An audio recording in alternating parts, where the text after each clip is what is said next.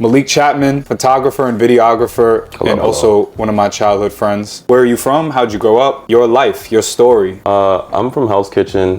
We grew up here together. But I pretty much lived on the same block my whole life on like 45th since I was a little kid. And a lot of my experiences here, I guess, from just going to all the parks in the area, you know, Clinton, 45th, 48th, like all those parks really influenced even my work now, as well as like how I live my life and my social life. How did the parks specifically impact your work?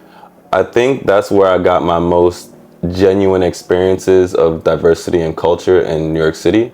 Maybe like, I think that's the place I've interacted with the most people, the most different kinds of people who are interested in the same stuff I was, people who weren't. And I think that like, if there's anywhere you're gonna experience New York City as a like very raw situation as a kid, like being in parks where you're not necessarily have your parental guidance like right over you, and you just interact with other people who are your age, younger, older, like it's a really like rough ball game to go through, I guess. We were all from different backgrounds and we were just like thrown into this arena of interaction. What are some of the advantages of growing up in the city, and what are some of the disadvantages, you'd say? Pros and cons. I'll speak to disadvantages first. I think the disadvantages is one, you get exposed to a lot when you're younger, you know, especially from my like younger days being a photographer. I found most of my comfort in going out at night shooting because there aren't a lot of people's out, you know, you can probably catch people's essence. But then I also saw a lot of people like, that's where, especially all up in Hell's Kitchen / like slightly further down, you see a lot of people struggling at night, a lot of people in the train stations, like wild stuff, you know. So I think you kind of be exposed to like the harshness of life here. The positive though is that like, same thing with that harshness, like I truly like in my heart believe if you make it here, you can make it anywhere. Like this is not the place that plays. This is not the place that like lets you take a second off, like in the negative that is. At the same time, like I'm sure if I go to another city and just like do the same things I'm doing, work ethic and all that stuff, like I'll thrive for sure. Like no questions asked. I feel that same way. I feel like you are forced to mature at such a young age. Like we were all like these little adults running around when we're like 10 years old.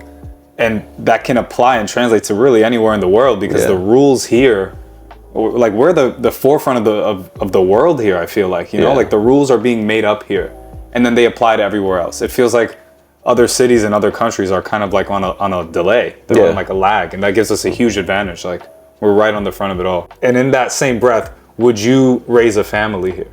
Yeah, I think I would. I think there are advantages to the suburbs, the smaller communities and stuff like that. But if I want my child to be a well-rounded individual, honestly, child, my partner, whatever, I think that this is the place to do it. You know, this isn't the place where you can, unless you're rich, I guess, be sheltered from the outside world, you know. And of course, with raising a child or raising a family, like a lot of negative and positive experience is gonna come from that. One thing I would hate for my kid to be is like having a conversation like not understand amongst their peers and like not understand different lifestyles, you know. Like I'd really like, it would be a failure to me as like a parent if I sat here and like my kid like didn't know about people turning on the stove to heat their house and shit like that, you know. Right. So like even though I may not want certain experiences for them, like they have to be aware, you know, one, so they can appreciate like what they have, as well as like, yo, like if you see someone struggling, like you're not putting them down or like anything like that, you know? Yeah, it's almost like because we experienced it, it's almost unfair or unjust for us to not have them experience it, because it's like, we almost like lying to ourselves, you know? That's who we are. Yeah, even now, I have a little sister, she's 12 right now, and like things like even like with my mom, like really raising her, kind of blow my mind, because as of now, I don't think she's 12, I've never taken the train like by herself. You know, she lives in walking distance from her school, and I'm like, damn, like it's different. It's a different world. Making moves as a 12-year-old, you know. We're like little business. Every creative wants to convey messages with their work. What do you think is the message that you want to convey with photography, and how does photography allow you to do that best? The thing that I guess I want to convey constantly is that like, it's gonna sound corny, but like that all life is beautiful. Like you can be inspired from everything. You know, I have a lot of photography friends, like people in any art form who are kind of can be stagnant in their work because they're waiting to be inspired. They're waiting for these big moments. But like, I feel like all life can be inspiring, like different, like even light shining through a window, like people walking through like the city, everything really has its moment that if you really take your time and be patient with it and like really observe, like that, all that's inspiring. And I want to kind of show that because even capturing regular day, like day-to-day life can have really beautiful moments. Beauty is always inspiring, but do you ever get inspired by, I guess, like horror or negativity or things that are bad that we perceive as bad? Yeah. I think just like everyone else, like trauma, different life events, as well as just like seeing someone in like an unfavorable position kind of gives an immediate response, a reaction of like, you know, a sense of maybe protection, or like you want to do something to help and you may not know how. At least for me, the way I can help in like, you know, if you're talking about stuff like protest and things like that, is like capturing the essence of these things and seeing how people are living in these situations. And, you know, I think for me, I guess outside of being inspiring, photography helps me convey those strong emotions that whether, I would still say even those moments you're talking about are still beautiful within themselves, you know, but I would still say it's how I can kind of show or like convey these messages to people who may not know what it's like. Right, the truth. I think photography encapsulates the truth better than any medium because it is what it is. Yeah. You know, there's no altering it. Yeah, I mean, even me though, I do have my lines, like stuff I kind of won't capture, things I won't show because, you know, I'm not super comfortable with it, and I feel like it might be also taking advantage of someone's position and stuff like that. Things like what? What are you uncomfortable with capturing? One of the big ones is like homelessness, you know, something like that. Like I don't want to see, I don't feel like it's my place really to capture someone in a very, very vulnerable place without them knowing, you know, if like someone is very willing to share themselves with the world or what they're going through, of course, I'm going to capture that. But like a lot of my street photography is kind of catching things in the moment and like when they're their most honest, and there's something about like seeing someone when they probably aren't in their best position that I kind of don't want to portray to everyone without them knowing, without their consent. What are some of the wildest shoots that you've been a part of, or some of the most memorable subjects that you can recall? I've done some shoots for venues with artists, for artists I really liked. I did like for one of the venues, Summer Walker played at. I did a shoot for her. I've also like snuck my camera into a lot of venues when I went to concerts. So like, I went so far as to I signed up for Afropunk and volunteered to like make drinks while I was there like 2 years ago. And because I had the little thing that said I worked there, I brought my camera and then finessed the guards to be like, oh, I'm also a photographer, but man, I'm in the front now taking pictures of like Tyler Creator and shit like that. Like, you know, so I've had like a lot of opportunities where I had to like finesse. I guess the most wild shoot I've ever been on, like that I can think of in recent memory, McConnelly's, a bar that was a couple blocks away actually. They booked me because their bar was shutting down. So they threw like a funeral for the bar. They had a casket, like everybody dressed up in black and white, suits and all that. They were all sad and stuff. And then they like did a whole video photo shoot for it, and then had like a bunch of drinks where they partied, like kind of celebrating their like next bar that they're gonna move on to. That's pretty unique. What's something that you would love to be better at if you could choose? Just in general, or just like anything? To be honest, is socializing, you know, like socializing and being preemptive with it. You know, I'm so okay with someone coming up to me in like social spaces and stuff like that, but it is very difficult for me to do it, you know, and part of like, whether it be photography and videography and stuff like that, is like networking, right? You know, and I think like I'm pretty good at telling people if they come to me, but like I can have a difficult time if I have to be the one to start that connection, you know, without someone like an outside figure introducing us, you know. So if I had that aspect, I think I'd really improve in like multitude ways in my life. How do you think that would improve? What do you think that would elevate? One, I think, is the connections, like just when you meet people and stuff like that, like putting your work at the forefront, you know, oh, I do this, you know, at being like the initial, like, oh, nice to meet you, you know, all that stuff is cool, that stuff is great, but like, I've also been in a lot of situations where there's a lot of like other artists, other people to collaborate with and stuff like that. Like, And I'm a little more subtle about my work. So like, it's very important to me, but I'm not gonna like, stuff it down. Someone just like, oh yeah, this is what I do, we should do something together. Like, that's just not me. I don't want to navigate it that way. But I do see the benefits of people who navigate it that way. But they're like, oh yeah, here's my card immediately. I'm not a here's my card guy. I'm like, oh, like, oh yeah, I do shoot. Let me, if you want to see something, I can show it to you, but I'm not going to tell you. So do you ever see, like, let's say in the street, there's like a couple that just looks so fixated on each other. They're so picturesque. Are you the type to like be like, you guys look so great, let me take a picture, this is what I do? Is that your approach? Not at all. I've had that exact situation happen. I do feel like because of social media, people are a lot more accepting of just like, you're just gonna go out and do it, take the shot, and then like after the fact, like, oh, you caught us in a moment, now I can bring it up to you now. I've also had that, like, I feel like sometimes if you've done the street photography stuff for long enough, you can kind of see it in people's faces. Like, is this the kind of person who's going to be cool with like getting their shot taken, and then sometimes you're like, all right, like sometimes I can just ask, hey, you look really cool. I'm a little more cool about that now, because in that situation specifically, the worst they'll probably say is no. Is no.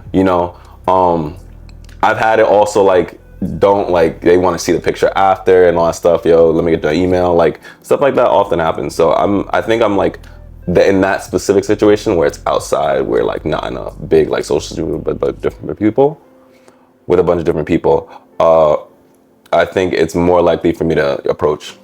Yeah, when you got that camera, it's an excuse. Yeah, it's like, look. Yeah. If you have a camera on you, like now in this age, it's just like, oh, they do this to some higher level. Magnetized to it. They want that picture. Yeah, they want the picture. They expect the video. They like, even if you don't give them any information, they're like, oh, maybe I'll see myself on TikTok or I see myself on Instagram or something like that. So how long have you been taking pictures? To be honest, when I started in like 10th grade of high school. My mom had a camera. And I took it to school one day and I just loved it. Like, I was just taking pictures, people during class, people like outside class during lunch. We had out lunch. And then I pretty much never stopped since then. I will say though, I think I've only been like good, decent for like four years maybe. So, but it's been like over a decade that I've been doing something of this nature. Do you think that's kind of always been who you are, like inside? I'll explain. So I'm a writer and I've always kind of thought as a writer. I think in words and I see other people in narrative structure. I don't really think or see visually. And I'm sure you do. Yeah. You like see shots. And I'm sure you must think this way now. Yeah. Have you always been that way? Yeah, that's actually a great way to put it. That's probably the best way I've seen someone put it.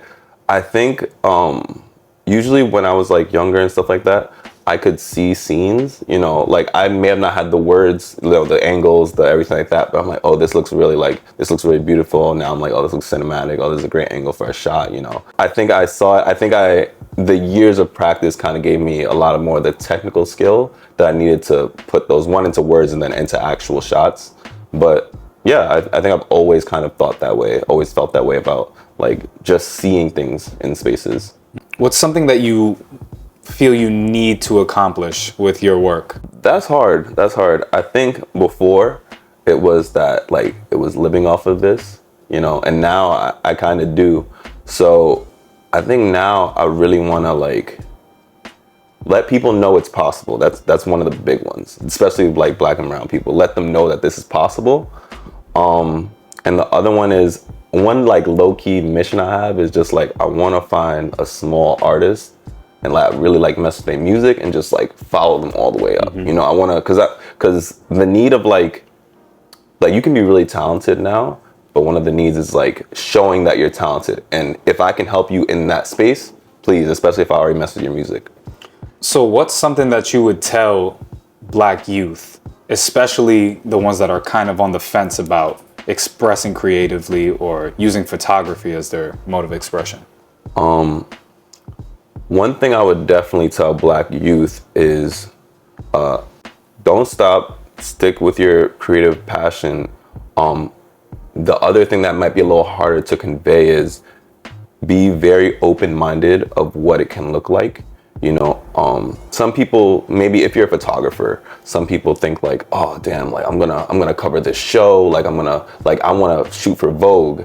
And yes, that might be the level of skill, the space you really want to be in, but success can also look like, yo, I'm shooting 3 or 4 bands every week. I'm doing this little music video here and there, like it can look like something very consistent, something rather than being this big show grand of like, a lot of people like, I guess want those huge moments, but like being successful can just look like doing what you love and being able to provide for yourself. Like, I don't know a lot of people who can say that about themselves, about the work they do. Like, hey, I do this thing that I wanted to do my whole life, and like I'm able to, sleep in a bed I'm comfortable with, eat like what I want, all that stuff. Just be open-minded to what your creative spaces can look like. It seems like pride is the biggest factor in having that kind of like personal sustainability. Yeah. If you have pride in your work, it almost doesn't even matter. Almost if you don't have a roof over your head, it's like, I have pride in the things that I create. Yeah. And that's what gives people that life force. And then everything else is kind of almost a bonus. Of course. Yeah. Like, I have this discussion with my friends a lot where we talk about whether like, if you had like, if the essentials, you had a place to stay, you had food and but you didn't weren't able to splurge, would you just do the thing you love? And I think, for a lot of people, the answer is no, because they need that upward mobility. But for a lot of artists, a lot of people who really love an art form and like want to do it, if they're able to say like, hey, I'm able to do this every day and I'm able to be like solid, I don't got to worry about this and that. Like, yeah, I think a lot of people would take that aspect. Yeah, like you just said, I think it's a true test of passion. If you ask yourself, if you could never do this again, would you feel satisfied in life? This one thing, if you could never take one picture ever again, would you feel fulfilled? Yeah. And for many, the passionate answer is no. Yeah, of course. Yeah. I can even think of times where of course I love my camera. I love all the gear that I have, everything that I've like amassed over the years. I've done stuff for my cameras. Like one of the reasons I even graduated from college was because I couldn't afford the camera, but I'm sure my parents would get it for me if I graduated. So that's why I finished school. But like, I really think that like, for me, if I didn't have a camera, I would use my phone. If I didn't have my phone, I would find a way. Like there's nothing that would stop me from creating in some like context, There's been times I have my camera on me. Of course, I'm gonna make do with my phone, Of course, the phones are great now, by the way. Mm-hmm. Like phones have gone to a different level. But you understand what I'm saying? Like I'm gonna find a way to make it happen. Because I just can't. Like I would walk away from like a situation feeling unfulfilled if I was like, damn, I didn't get a shot of that, Does that happen often where you're like, man, I really wanted to capture that? Or if like the moment kind of passes? I try to make sure it doesn't. For one thing, like I pretty much often, like I want to say 90% of the time have my camera on me. Whether I think what could happen is like it'll be in my bag and it's right in front of me. I see somebody in the train station looks really cool, train passing by. It's like, damn, that's the moment. Yeah. Now I gotta shuffle through my bag, but like I'll do it if it's there. If I can get it. Like hopefully you see it coming. You see the moment coming. That's another thing as an artist. You kind of can see those moments coming. And you're like, oh damn, they're about to go for the kiss, or like oh damn, this train about to go right by. Those moments will come and you're like kind of prepared. So usually now that you can spot it out, I don't get put in those situations as much, and that comes with like, street photography as well as like events, when cute stuff is about to happen, when this beat is about to drop, like all that stuff kind of comes with like the time. Yeah, it's like the flow, it's like timing. It's like with musicians, even when they're improvising, it's like a whole band is improvising. How do you guys all know to play the same notes? Yeah. Even though you've never practiced this before, sometimes there's just that flow there. What brand or person do you think would be a great collaborative fit for you? You know what I low-key would love to work with? The New York Public Library. Low-key. Just because I feel like I want more, like, one is me, like I just like got back into what I would call adult reading, like we're kind of obligated to read, and then you kind of have to like rediscover reading as an adult. So I think like it would be really cool to like preface reading as this kind of like really pursuit of knowledge. We're all into like creating a lot of like, we're consuming a lot of content through YouTube and like all the different like platforms. But I think doing something kind of talking about reading and like getting back into it like would be really cool for me. That's a great answer. I love that. What subjects do you love to capture the most? I mean, in the vein of the library, I think of children reading, and children at they're just so pure. They're some of the best subjects to capture, I'm sure. Yeah. Another thing, like back to our other thing, like kids are also one of the things that I'm not gonna just shoot, just parents and all that stuff. But also like it's their space, let them enjoy their spaces. But definitely, I think my favorite subjects is just, like I said, like going back to the street photography, just people outside kind of being themselves. They're not like, absorbed into like maybe their phones, just like, people enjoying spaces, people in parks, like a lot of like my favorite subjects have come from people just being in their own little world. And I think through a camera, through photos or video, like it gives you that one snippet of like exploring that person's world. And you may not know exactly what's going through their head, but it gives you like, you as a viewer as well as the photographer can give this thing meaning. What is this person looking at? What's caught their attention? They're looking at their watch. Why are they so concerned about the time?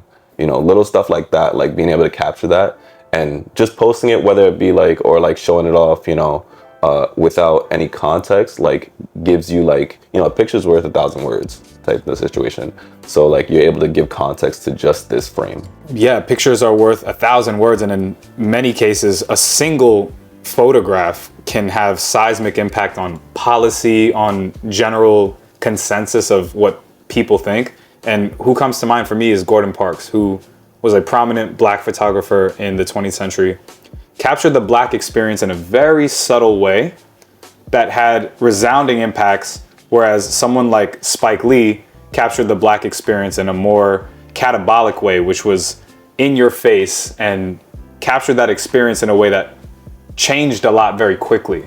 Which do you see as more of your style or as more effective? Spike Lee is kind of a part of my generation, just watching his movies and also interviews and stuff like that growing up. But I see a lot more of Spike Lee's style in my artwork, because when speaking about the Black like experience and showing off different things going on, I don't think the Black experience needs any more subtlety when being showed. I think it needs to be in your face. It needs to show like the grittiness, the grime of it, how hard it is.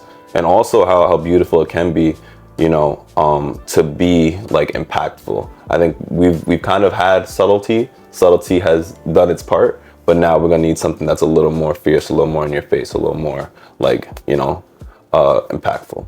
If you could go back in time, what's a era that you would go to so that you could take pictures there? Any time in history. The 90s, like if I could be like my age now in the 90s, or like the early 2000s, honestly, one of the other, like music, especially like me, I listen to a lot of R&B music. That really is what fuels me in the smaller videos I make, like my personal stuff. Like if I could just see people experiencing this music for the first time, or just being in these spaces, like I think even parties used to be different, like without phones and just like wild. I'm sure wild times when like DMX came on the spot, like it was wild. Like if you're going like, oh man, I just think that like if we're talking about that time period, I think it was a lot more like free, but maybe a little less free than like the 80s is like a little constraint that like I think I might have needed. But the 90s, the early 2000s, I think there was especially for Black and brown people, just like discovering themselves as artists, like just the world was just a different place to navigate, and I see it in the movies that I see, like, oh my God, so Spike Lee, like Do the Right Thing, Juice, like stuff like that. You see it in the way people talk about it as well. People that are from that era, the way they regard the 90s, it's like, man, I really missed out on something by not being there. And, we grew up in kind of like the edges of it, We vaguely remember how New York was back then, but it did feel very different than how it does now. It was a little warmer. Yeah. Like I give it to my parents. Like my mom, she immigrated here, I think when she was like 16 from Trinidad. And my dad has lived here his whole life, but like their experience, like, you know, old heads will always talk about like, oh, back in my day and stuff. And I'm like, it really was back in their day. Like, I'll give it to them all the time. Like, yo, it really was crazy. Like, I really were outside. Like, the style was different. Like, yeah.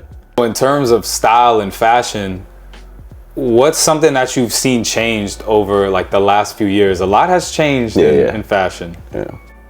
What I'll say is I'm really happy about is, and I'm sure you know about this. I feel like people are a lot more accepting of very diverse general style. One of the things I'll always point to that like to this day kind of blows my mind is like the feline thing. Like I cannot like I cannot as a youth I was like programmed. Yeah, I was like I would not go to school with this. Like I knew, even not being the most fashionable kid, I would not go to school with this. I would be made fun of. And now to see it become like this kind of bigger thing for like younger kids and stuff like that, I'm like, yo, rather you than me, you know. I don't want to be in no school and somebody say something, but it seems like it's so popular. Like it's just like, especially different styles, like seeing people come out with the baggiest clothes when during my generation was the skinny and stuff. Like I just love to see that it's definitely so versatile and accepted now. Yeah, it's very individualistic. I think that's kind of the culture of young people right now in general. Yeah. Even with music, like I know there's different genres that have emerged, like hyper pop, which is like combinations of all different genres. Yeah. And I think that's just the way that younger people like to think. It's just inclusive and accepting of everything. And what's also changed in the last few years is the emergence of social media and how that's affected people. How do you think social media has affected photography at large? And how has it affected you in particular? I'll speak to photography at large now. Same thing with any other artist when we talked about just music. I think there's the need to post now. Like if you go on a hiatus, you take your time, whether you're still doing the job or not, you know, you're still taking photos, you're still taking videos, whether you're still doing it, there's a need to show people that you're doing it, you know? And like for me, I have a website, but a lot of my clients just come from social media, people who have seen something that a client might have posted, something like that, and they'll reach out. Like if I don't post for long enough, I'll feel this kind of like anxiety of like, damn, are they gonna, I feel like an artist who just stopped putting out music. I'm like, are they gonna forget about me? Yeah. You know, the street's not gonna fuck with me no more. It's like, it's so weird that like you can still be doing it, you know, and if you're not posting it, it feels like, oh damn, like I might lose my momentum, you know. So you feel a pressure to like showcase your work, but do you ever feel a pressure to create even if it's not being shared? Nah, I don't feel a pressure to create because I'm always gonna create regardless. Like there's the stuff that goes on social media and that people see. I also create for myself, you know. For me, even when I was younger, photography, videography was a way to like make my feelings, things that I'm feeling like real. You know, like I can put this emotion into a video that I like sit here and just record myself doing, like, and that used to give me a little bit of like peace knowing that like, oh, I can make this art form just like if I'm feeling something, even if I'm not necessarily talking to somebody about it, I can put it out this way where I'm just recording and just like working through the feeling while I'm kind of talking about it with myself. So the difference between videos and pictures, I mean, I'm not sure if you have a preference, but what do you think are some of the differences and the advantages? What do they invoke differently? So my preference will always be pictures. Pictures is how I got my start. I didn't do videos for a long time because for a long time I had a photo camera, and I guess a lot of the stuff I would consume, whether it be social media stuff or like actual cinematography, like I felt like I didn't have the equipment to put out the stuff that I liked. So for a long time, like especially for stuff like music videos, like I got a lot of people asking about music videos, like, oh, do you do music videos? I'm like, nah, I don't. You know, because I didn't have the gear and stuff that I needed for me to adequately put out a product that I would like. Now that I'm there, you know, one, I would say to myself, like if I was younger, that like I should have been doing it. Like I should have been doing it regardless, you know, because all the equipment stuff is like extra. You know, if you can put out amazing products on your phone, you put amazing products on anything if you know what you're doing.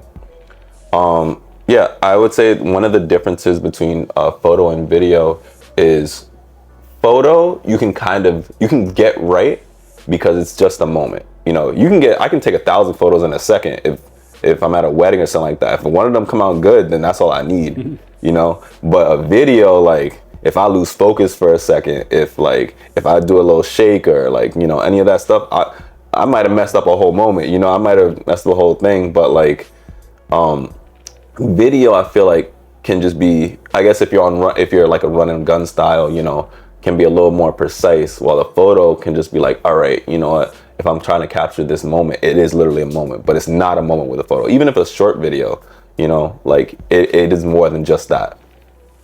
So yeah, that's so true. Do you do weddings? Yeah. I've done weddings. I recently did, it wasn't a wedding, but it was a ceremony after they had their wedding on a boat. Crazy experience.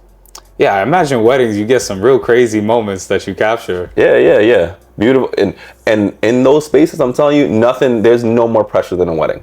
No more pressure. You can't mess up there. You could mess up anywhere else. You could get the option. You miss that kiss. You miss like those moments, them big moments. That's it. You might as well pack up and leave, because you can't tell anybody, hey, I miss your kiss. It's cool. We're going to do another. Nah. Yeah, just do it again. Yeah. You just got to figure it out. When you're editing a picture, or I guess a video too, how do you know when it's done? That's tough.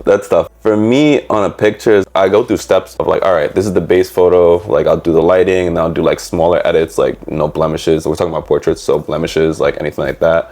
And then I kind of will go back and look at the photo after I've finished it, and just be like, all right, what am I trying to convey through this photo? What do I want this photo to do? Is it doing that? And if I even say yes, I also ask myself if there's a way this photo can do it better. You know, what can I add to it? What can I take away from it? Is there too many distractions in the background now that I'm actually looking at the finished photo? And it goes through a couple of rounds of that before I'm like, all right, I'm happy with this photo. And then I'm happy for other people / a client to see it, you know? Video is rough. Video is rough because,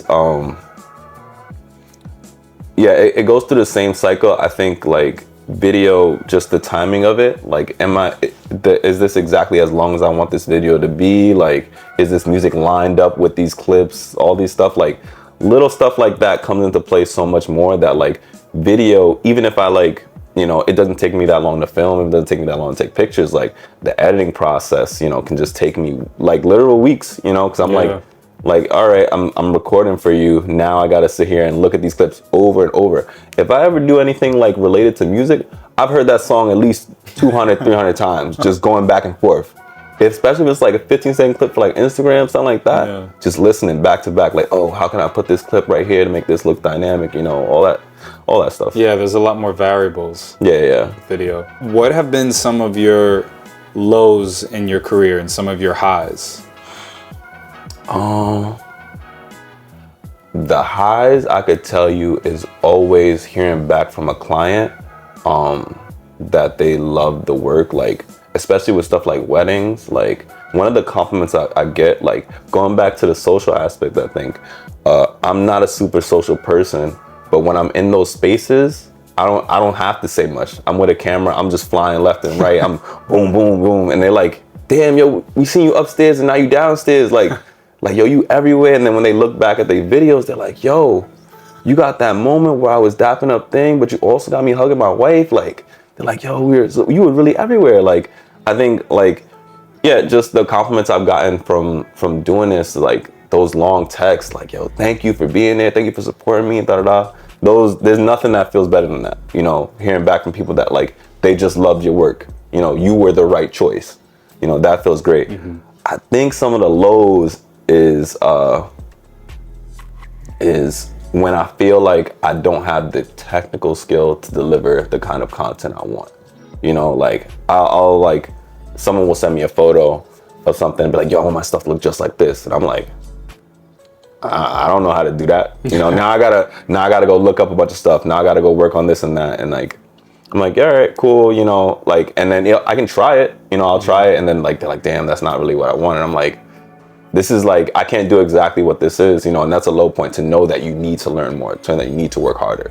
You know, it's like playing a sport and finding out you can't do a, like, you know, windmill dunk. Like, I gotta go back to the gym, you know, I gotta work out, I gotta figure out what I'm gonna do. Yeah, it's like motivation in that sense. What are some of the shots or like technical things that you struggle with? I guess, to be honest, one of the things I thrive with is very much like straight shots, like raw video, like making stuff look beautiful in camera. Like I can do that all the time. The thing that I think I might need, and like a lot of people need, is just the extra edits, you know, like everything. Like you can see a music video and like send that to someone, be like, yo, this is how I want my stuff, and it's like, damn, this is like, you want stuff look like that from me? Like you want me to do that? Like that's wild to sit there and be like, yo, like I have to now like throw in these crazy edits. Someone asked me, like, and I know how to do it, like in theory. That's the thing, like thankfully if you get enough experience, you learn how to do things in theory. But I did a music video in Times Square, and some dude was like, yeah, you know what'd be cool? And it was one of his friends in the background. He was like, yo, you know what'd be cool? If like he's here rapping, but in all the screens in Times Square, you see him also rapping. And I was like, I know how to do it. I'm like, that's so much work. That's mad work. You want me to do that? You want me to crop out all these screens? You want me to key all this stuff? Nah. Like, yeah, you're asking me for too much, and it's not the vibe, you know, as well. Putting you on a spot. Yeah. Like, come on, why are you gonna suggest that? Like, ask me to do way more work out of nowhere. And it's just your friend? Come on. So tell me about your username. So ain't no heroes. No one's coming to like solve your problems. You know, there aren't heroes. You're not getting the opportunity to just like kind of get someone else to do it for you. So you should be doing it yourself. You know, there aren't any heroes. It's within us. If you could have dinner with anybody dead or alive, who would it be? I went to Rolling Loud with the specific mission in my life to see DMX. Went to see DMX. He didn't go on, and then he passed away. Damn. Like that same year, like within like maybe the couple like next weeks, and I was just like, yo, I was this close to seeing someone like literally legendary. Like I would love to see DMX in his prime and just talk to him for a little while, like just about everything. Like his story is just crazy. Incredible. Yeah, it's like everywhere. So like I would love for DMX to be the person that I'm able to just like kind of chop it up with. What do you see greatness in? Like there's people like DMX that they just scream greatness and they're not even trying. Yeah. So how do you recognize that? I know you were talking about, you see moments about to happen and you see certain people. What's like the cue to they are great? I think so. I'll say like I've kind of spoken about this whole thing. I see greatness in everyone, you know, and thankfully I'm able to kind of take my time and patience with it. However, I think I see the most greatness when someone's persevering. You know, they think they ain't got a lot left. You know, they are on their last dollar, they're on their last situation. I see a lot of people, even friends, struggling a lot, you know, and the mentality of being like, yo, I'm gonna figure it out. I'm gonna get it done. Like the New Yorker thing we were talking about earlier, like, yo, the greatness I see always is just people have a way of being like, yo, I'm on my side, even if no one is, you know, I'll believe in myself every day. I'll see those things. So like, I think I see that essence in a lot of people, a lot of moments. And I think that in itself is greatness. Is there a specific shot that you are most proud of, or one that just like stands out to you the most? By like Times Square, this lady in this blue dress, it's like one of my favorite shots. It didn't get any like renown, you know, not a lot of, if you're talking about social media, not a lot of likes, but like it was just, to me, just such a beautiful shot of someone just like experiencing the day. She's looking up, I think, to the left. Even right now in my head, I could see it. Like she's looking up to the left in this blue like trench coat right on Times Square. There's a bunch of people walking by her. And it's just like, it's such a beautiful shot to me. That's like, oh yeah, like she's not doing anything particular, but like there's something amazing about catching someone just living life, being in a space, you know. The other thing I'll say is it can be really hard to like get some of these artists' attention. Like we all consume art and music and stuff like that. I had an artist that I went to her show, and I was like, I hit her up a couple of times, like, oh, I'm going to your show, like I'd love to do it. Didn't respond. After I went to the show, I brought my camera, I took pictures of her, and she didn't respond, but I sent her this one terrible picture of her. Terrible, like the worst picture you ever seen. She was like, oh my God, haha, like, like posted and all that. Like I was like, yo. So then I like in that vein, I understand why like people like kids will troll artists and stuff like that for the response, because then it's like, yo, like yeah, that's the one that got her to look at my photos, you know. That's how you get on the map sometimes. Yeah. People have this tendency to remember the most negative emotional impacts as opposed to the positive ones. Yeah. I don't know why, but that's just the way that it works. What is it called? The Netflix. It's Black Mirror, but Joan is awful or whatever. The episode. Oh Black yeah, Mirror I just watched that one. It's literally about that, like how at the end they kind of, I don't know if it's spoilers, but it's about how like yo, like they tried the good stuff, they tried the cute stuff, but it seemed like people responded to the negative, you know. And I like. I see that. Yeah, you're gonna respond to the negative, those big, huge moments and stuff like that. Same thing for like YouTube pranksters and stuff that. It's fucking terrible. It's kind of like the whole internet culture right now is like negativity thrives, and it's what drives like this attention. Tell me about the books or movies, songs, artists, anything that's really speaking to you right now. Like I said, early 2000s, like 90s R&B music / like rap. Even like that little punk rock era, like a little Sum 41, Bowling for Soup, stuff like that. That stuff always sticks with me. Until like relatively recently, I was like a 20 song for life kind of guy. Like I was listening to the same songs over and over because those songs really like spoke to me. But I'm trying to like expand my artists, like I guess what I listen to and what I enjoy. Movies. One thing that always inspires me is like a goofy movie. You know, that had a lot of like black influence in the movie. Like I love that movie. That stuck with me as a kid. Like that same, even the style, like the clothing they wear. What else? Everything Everywhere All at Once. That shit literally changed my life. That shit was fire. But yeah, like just honestly, I watch movies all the time, and like I guess the way I enjoy movies, or like photographers and videographers enjoy movies, are different than like, we're enjoying the content, but we're also enjoying the shots, like just seeing different things. Like it's crazy. Like like you mentioned Spike Lee, like the dolly zoom and stuff like that, where it's like the subject's here, the camera's moving back, but panning forward, like stuff like that. Like when you see it, you're like, oh man, that's beautiful. Like, and then thankfully when you have a camera, you can just be like, yo, I'm gonna go out and try that.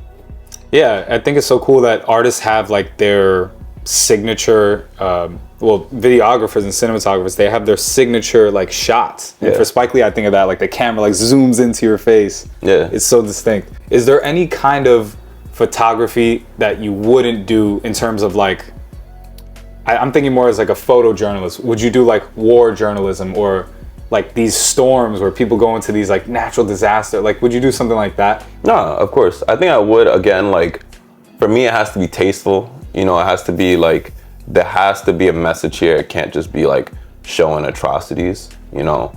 Like, I think a lot of maybe photographers or videographers can get the thing where like there's the shock value, and there's a lot of shock value in those stories, in those spaces.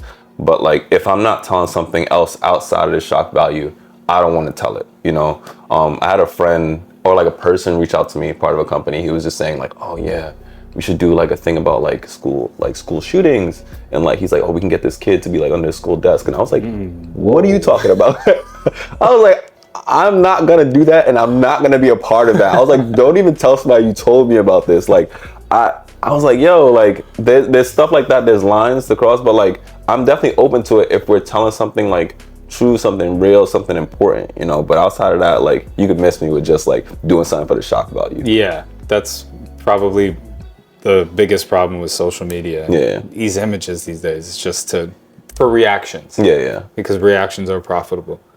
So what's next for you in terms of what you want to do? What are some projects that are on the horizon? Yeah. Well, like I mentioned to you, I really do want to find like a smaller artist and just rock them all the way. So like me really just discovering more music, like, you know, covering more bands and stuff like that, being introduced to more artists, and just keeping up with that and trying to find someone that I'm like, yo, your music's so good, let me be the one who's gonna like introduce you to the world in terms of media. I got a couple of different projects I've been working with. I'm working on a lot of like music, like I'm working with a I don't know, can I say stuff like that? Like spaces and stuff like that? Yeah. Okay. I'm working with like the NYC Guitar School, covering a lot of their stuff. Like they do a bunch of shows, so I've been covering their stuff, which I genuinely enjoy. You get to see like little kids like being little rock stars and stuff like that. And also like the adults, all that stuff is cool. Yeah, I think I'm working on a lot of different music videos, honestly, right now, because I'm finally in a space where I could like deliver in the way I want to. So yeah, that's what I want. Malik, I just want to thank you so much for your perspective. The way you speak to photography is beautiful, and I know people will appreciate that. Yeah. And I'm sure they're going to be looking forward to seeing your work. Thank you again for coming on. All right, thank you. Thanks, bro.